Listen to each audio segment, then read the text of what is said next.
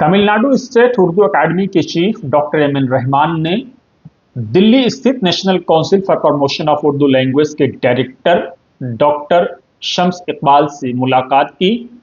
दोनों शिक्षाविद के बीच एक लंबी बातचीत हुई, जिसमें इस बात को लेकर के विचार विमर्श हुआ कि किस तरह से तमिलनाडु स्टेट उर्दू अकादमी को मजबूत किया जाए, किस तरह से वहाँ उर्दू लिटरेचर, उर्दू शायरी के लिटरेचर और साथ ही जो है उर्दू में बच्चों के जो कहानियां हैं, चाहे वो अदबी हों, चाहे वो फिल्मी हों या दूसरी कहानियां, कैसे बच्चों को प्रोवाइड कराई जाएं, कैसे ट्रेनिंग कोर्सेज शुरू किए जाएं और कैसे जो है दोनों इदारों के बीच में, चाहे एनसीपीएल हो या तमिलनाडु स्टेट उर्दू अकादमी हो, कैसे उनके बीच में एक संवाद हो और उर्दू को कैसे प्रमोशन मिले।